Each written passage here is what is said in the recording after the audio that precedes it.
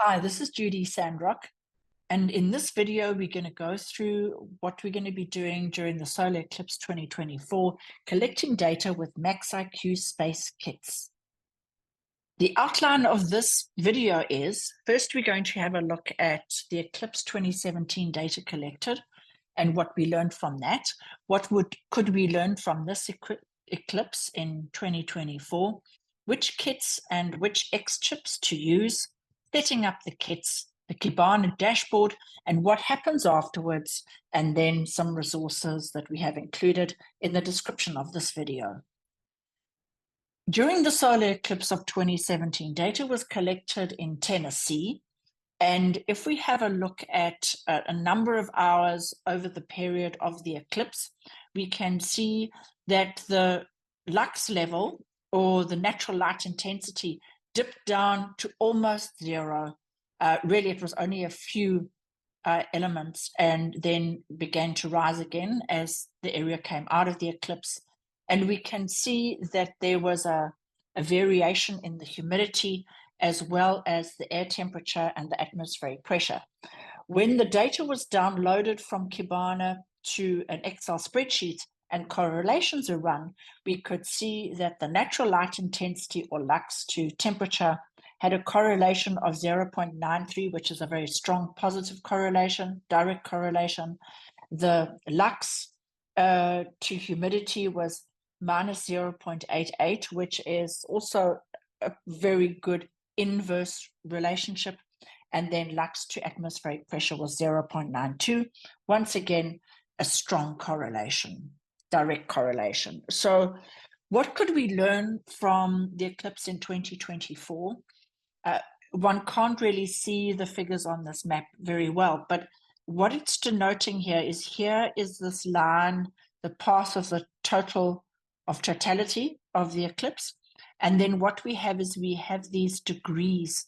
So this first line, for example, is 95%, 90%, 85, etc., all the way through up over here to 10% eclipse. So the entire United States is going to have definitely a partial eclipse. So if you're not in the path of totality, certainly you are going to experience a degree of eclipse. So it'll be very interesting to find out, or when we run the data collected, is there, what kind of correlation is there between the percentage of eclipse and the impact on those environmental factors like temperature, atmospheric pressure, relative humidity? Is it a straight line? Is it a curve? What kind of equation is it? So when we have a look at which kits and X chips to use, the STEM kit, our standard STEM kit with the light sensor and the weather sensor, absolutely perfect. And this is really all that you need for this data collection. You are going to need to connect to Wi-Fi so that you are posting data to the MQTT server and to the data dashboard, the Kibana dashboard. And you're going to need to have some USB power. My recommendation is that you do not use a power bank, because the power bank is not going to last over the period that you require to actually run the kit.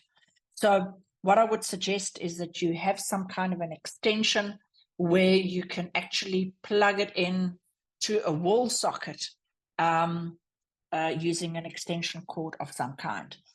And then for those of you who would like to use the add-on sensors from the advanced add-on kits, you will need to reflash the core with the new code that is going to include the barometer, and if you wanted to connect the volatile organic compounds sensor. But this is really not necessary. Maybe if you want to connect the barometer, but I'll go into that in a little bit more detail in a few slides' time. So setting up the kits, we recommend that you set them up in advance to check your Wi-Fi stability. And when you're configuring your kits, please, for this experiment, use the group name Eclipse 2024, and the unit name hopefully would be your school acronym or your company acronym with a numeric. And in this case, I've got MSWC number 1, which is actually an acronym for MaxIQ Space, Western Cape #1. And all of the details of how to connect to the Wi-Fi and how to configure your kit, I'm going to include the link to connecting to the dashboard, etc. I'm going to include that link in the description below. Then also, please look out for lights that come on in the dark, because that is really going to upset your data, because what we're doing is we're comparing to natural light intensity. So if there are lights that come on, that's really going to, it's going to put your data out. And then collect data for a number of days before and after the eclipse, so that we can have a comparison. And then when you connect it beforehand, really monitor your Wi-Fi RSSI, which is your Wi-Fi radio signal strength indicator for potential disconnections, because you want to make sure that you have a Wi-Fi strength more than -70. It's always going to be a negative number, but really it needs to be larger than -70.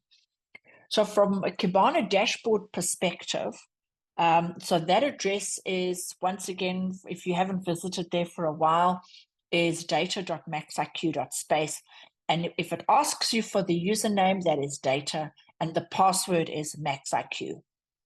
And when you go and you discover, look for your kit name. This is also all covered in the Kibana tips, and the link is below. And search for your kit name to make sure that your kit is actually connected to the dashboard.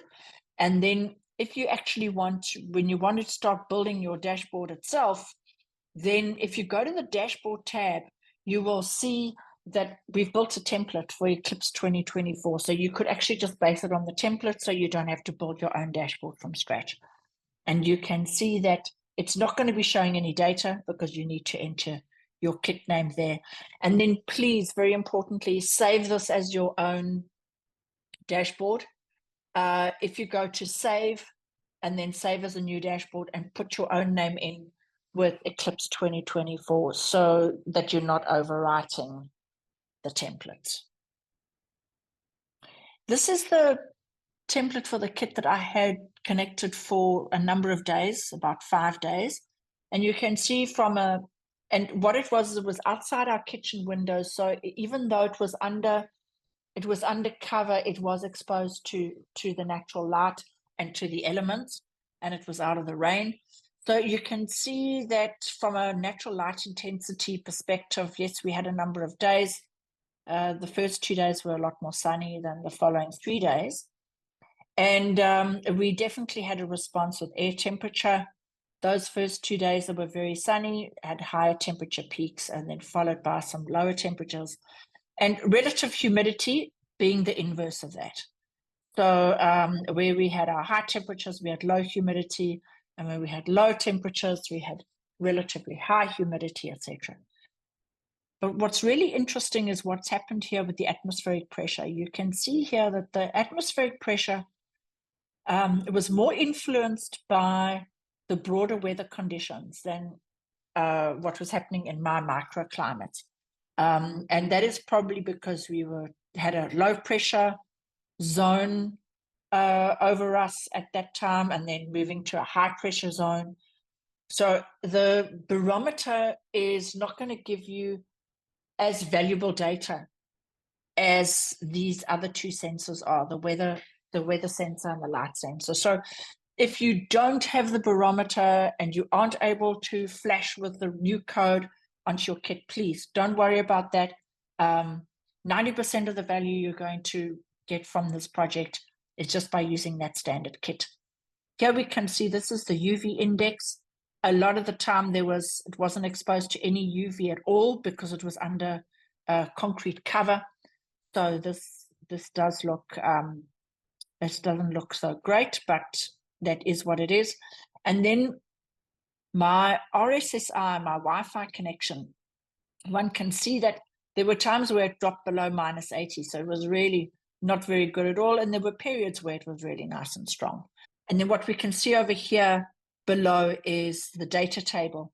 So what I could do is now, after 5 days of data collection, is actually download that data either as raw or formatted. and then do some really strong analysis. And then what is going to happen afterwards? Well, all of the data will be on the Kibana dashboard for analysis by all. The data cannot be deleted.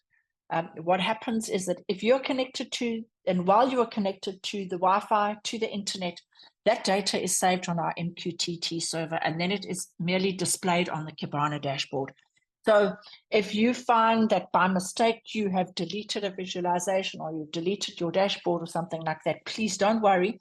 The data is still there, so you're not actually deleting the data itself. All of these things can be recovered. We can offer it to students as a research project, and there is an arrangement with Globe that what we're going to be doing is presenting the data to Globe so that they can add it to their learning after the Eclipse, as well as United Nations for World Space Day. That is in connection with UNICEF and UN Development Program.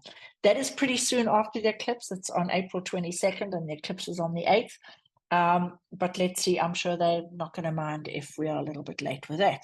And really, we would love a lot of other suggestions. So thank you very much for your attention during this video. And we look forward to seeing the data collected. Please reach out at any time. And I am going to be putting a lot of links to resources in the video description. That is bye for now.